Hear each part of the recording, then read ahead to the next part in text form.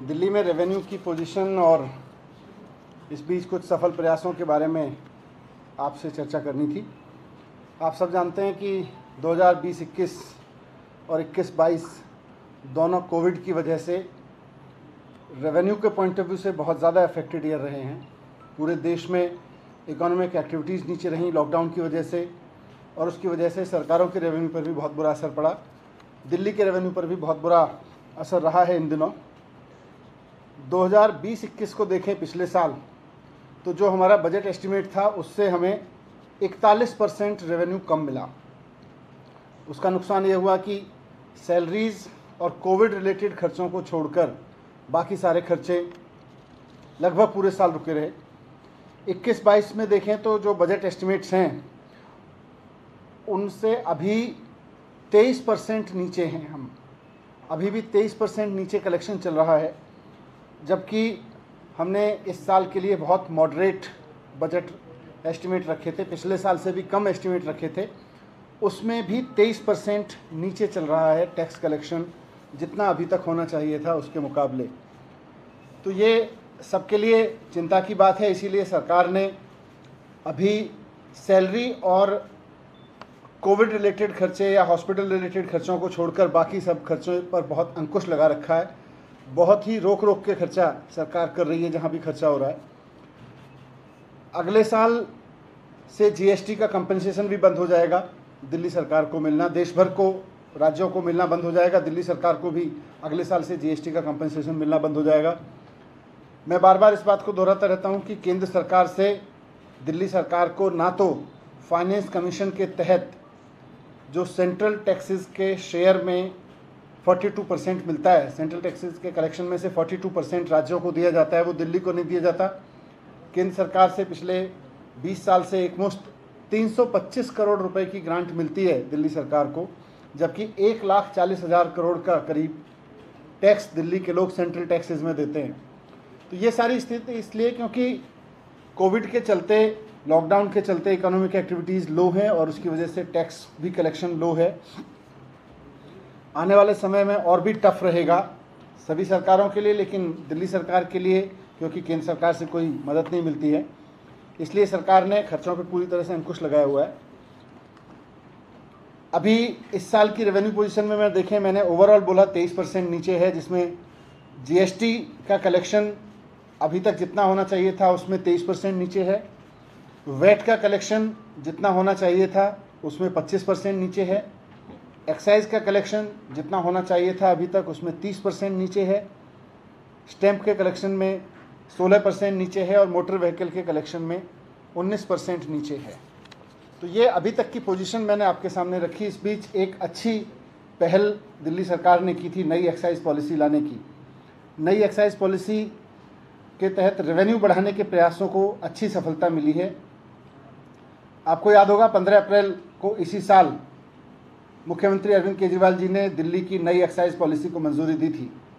उसमें बहुत बड़े रिफॉर्म किए थे और इस आधार पर किए थे कि दिल्ली में अंदेशा था, आकलन था, और वो चोरी रोकने के जितने भी प्रयास किए जा रहे थे, डिपार्टमेंटल लेवल पर जितनी सख्ती की जा सकती थी वो की गई। उसके बावजूद कहीं ना कहीं ये समझ में आ रहा था कि एक्साइज के रेवेन्यू की काफ़ी चोरी हो रही है। तो नई एक्साइज पॉलिसी में इसको बेस बनाया गया था, और देश की राजधानी होने के नाते जितना लिकर कंजम्पशन एवरेज दिल्ली में रहता है उसके हिसाब से हमारा आकलन था कि रेवेन्यू का कलेक्शन बहुत कम है। तो अब नई एक्साइज पॉलिसी के तहत सबसे बड़ा जो चेंज था वो ये था कि जो एक्साइज की फीस ली जाती, एक्साइज का जो ड्यूटी होती थी जिसमें चोरी होती थी और वैट की जो चोरी होती थी, उसको हमने लाइसेंस फीस में कन्वर्ट कर दिया था। अभी तक लाइसेंस फीस बहुत नॉमिनल होती थी, 8 लाख रुपए, 10 लाख रुपए की, और उसके बाद फिर 300%, 250% की एक्साइज फीस होती थी, वैट होता था। हायर रेट्स होने की वजह से उसमें चोरी का इंसेंटिव था। तो एक्साइज फीस चोरी करने के खूब सारे इंसेंटिव थे लोगों के, और वो दबा के चोरी करते थे हमारे तमाम प्रयासों के बावजूद। इसको हमने सबको स्टडी किया, और हमने पिछले वर्षों में जितना रेवेन्यू सरकार को मिल रहा था उसको लगभग हमने सारा एक्साइज ड्यूटी की जगह हमने उसको लाइसेंस फीस में कन्वर्ट कर दिया। तो लाइसेंस फीस जो पहले 8 लाख रुपए होती थी वो लगभग ऐसे मैं एवरेज कहूँ तो हर एक दुकान की 6.5 करोड़ रुपए 7 करोड़ रुपए के करीब आ गई थी। तो हमने उसमें सब कन्वर्ट कर दिया, और उस पर भी 10% एक्स्ट्रा बढ़ाया, और उसके बाद हमने उसको बिडिंग की थी। जब मैंने प्रेस कॉन्फ्रेंस की थी नई एक्साइज पॉलिसी की, हमारा आकलन था कि लगभग 2 से 2.5 हज़ार करोड़ रुपए रेवेन्यू उससे ज़्यादा मिलेगा। लेकिन मुझे बताते हुए बहुत खुशी हो रही है कि इस पूरे प्रयास से, नई एक्साइज पॉलिसी के रिवोल्यूशनरी रिफॉर्म से, सरकार को अगले साल से, माने अगले 12 महीने में, जो अभी तक बीत गया साल, 12 महीने के लिए पॉलिसी उस तरह के साइकिल में देखेंगे तो एक साल के 12 महीने के पीरियड में लगभग 3.5 हज़ार करोड़ रुपए एक्स्ट्रा रेवेन्यू मिलेगा, जो कि अपने आप में बहुत रिवोल्यूशनरी है। क्योंकि इतना रेवेन्यू अभी तक हम मान सकते हैं कि लिकर सेल तो इतने की थी, लेकिन वो चोरी हो रहा था। और वो कैसे चोरी हो रहा था, मैंने उसकी पूरी डिटेल मैंने पिछली बार रखी थी, फिर से थोड़ा सा अंडरलाइन कर देता हूँ कि दिल्ली में 2016 के बाद अरविंद केजरीवाल जी की सरकार की नीति के कारण कोई नई शराब की दुकान नहीं खोली गई। पहले से जो दुकानें चली आ रही थीं उनका पैटर्न ये था कि एक म्युनिसिपल वार्ड में 10-10, 15-15 दुकान भी थीं, और बहुत सारे वार्ड्स में बिल्कुल दुकानें नहीं थीं। उनका पैटर्न ये था कि जहाँ भी वो दुकानें थीं, जहाँ भी दुकानें नहीं थीं वहाँ इलीगल दुकानें चल रही थीं। 850 के करीब लीगल दुकानें पूरी दिल्ली में, लेकिन करीब 2000 दुकानें लोग इलीगली अपने घर से, गोडाउन से चोरी छिपे की सख्ती करते हुए बहुत कोशिश की थी।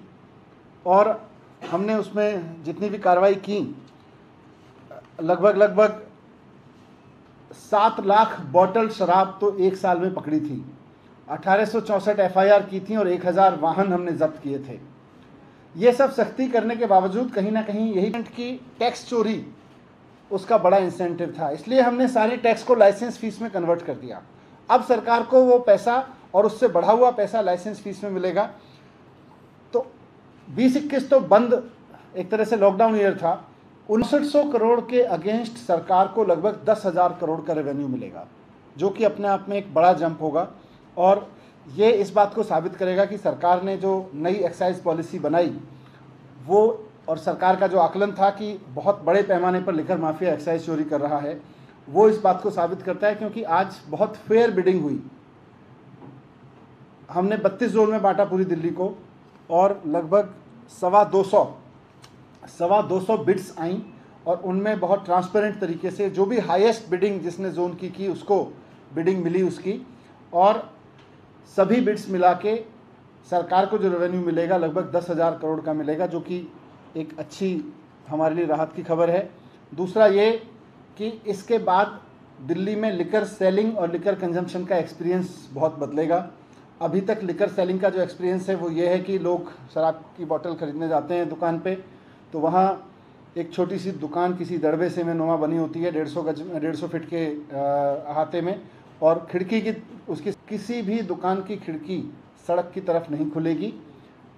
With in the campus of the shop counter लगाना पड़ेगा। किसी भी दुकान का साइज़ मिनिमम 500 फीट होगा, और आसपास सीसीटीवी लगा के दुकानदार को ये इंश्योर करना पड़ेगा कि वहाँ ओपन लिकर कंजम्पशन ना हो रहा हो। तो ये सारी सख्तियाँ होके दिल्ली में भी इससे लिकर कंजम्पशन को लेके और लिकर सेल को लेके एक अलग एक्सपीरियंस आएगा। नीट एंड क्लीन बिजनेस बनेगा इसका। और 17 नवंबर से नई दुकानें खुलनी शुरू हो जाएंगी। तो आपके सामने यही रखना था। जीएसटी से संबंधित एक और सवाल है, जिसमें ये कहा जा रहा है कि जो अभी बैठक होने वाली है 17 तारीख को, उसमें पेट्रोल डीजल को भी, पेट्रोलियम पदार्थों को भी जीएसटी के अंदर लाने पर विचार किया जा रहा है। ऐसी खबरें आ रही। अभी तो मेरे ख्याल से एजेंडे में नहीं होगा। सर ये 8वीं तक की जो स्कूल अभी तक बंद रखने का फैसला किया आप लोगों ने, थोड़ा इसके बारे में क्यों ये फैसला लिया गया है? अभी डीडीएमए की बैठक में इस पर चर्चा करेंगे और उसके बाद एक्सपर्ट से बात करेंगे। नहीं, आगे बैठक होगी तो उसमें चर्चा करेंगे और उसमें एक्सपर्ट से भी बात करेंगे। सर एक्साइज पॉलिसी जो है वो अगले महीने से इस साल से शुरू हो जाएगा। अब नवंबर ऑनवर्ड जो आएगा रेवेन्यू इस रेट पे आएगा। चाहिए अगले महीने से रिन्यू नहीं किया प्राइवेट दुकानों को, प्राइवेट शराब की दुकानों को, जितने दिनों दुकानें बंद रहेंगी तो उससे जो रेवेन्यू जनरेट होता है उसमें कमी नहीं आएगी। नहीं, लेकिन गवर्नमेंट की दुकानें खुली रहेंगी क्योंकि अब इसको वाइंड अप कर रहे हैं इस पूरे सिस्टम को, इसलिए वो ट्रांजिशन पीरियड है लगभग 1 महीने का, जिसमें ये वाइंड अप हो जाएगा और उसके बाद नया रेजिम लागू हो इसी जाएगा। दौरान नई दुकानें खुलती रहेंगी। आप जो नई दुकानें 17 नवंबर से चालू होंगी, लेकिन इस बीच गवर्नमेंट की दुकानें खुली रहेंगी। November 17th, how many new shops are coming? जो पहले लाइसेंस दिए गए थे, कुछ लाइसेंस की रीबिडिंग हुई थी। I don't have exact count but major part is coming on November 17। आप ये कह रहे हैं कि अगले साल से 10,000 करोड़, हाँ जी, अगले साल से इसी नवंबर से वो काउंट होना शुरू हो जाएगा। और किस तरीके से इसको डील मुझे लगता है गवर्नमेंट स्कूल के प्रति लोगों का कॉन्फिडेंस बढ़ा है। पिछले वर्षों में जो गवर्नमेंट स्कूलों के नतीजे आए और जिस तरह से पढ़ाई का स्तर सुधरा है, उससे लोगों का कॉन्फिडेंस बढ़ा है कि लोग अपने बच्चों को प्राइवेट से गवर्नमेंट स्कूल में डाल सकते हैं। पर अभी क्योंकि एडमिशन प्रोसेस चल रही है, तो इसमें जो भी फाइनल आंकड़े होंगे वो एक बार एडमिशन प्रोसेस कुछ कंक्लूजन की तरफ बढ़े तो मैं आपके सामने रखूँगा। सर डीडीए ने लैंड पॉलिसी 2018 को मंजूरी दे दी है कल एलजी। क्या कहना है आप, कैसे और दिल्ली आगे विकास की तरफ बढ़ेगी और क्या इससे होने वाला है? देखना पड़ेगा उन्होंने क्या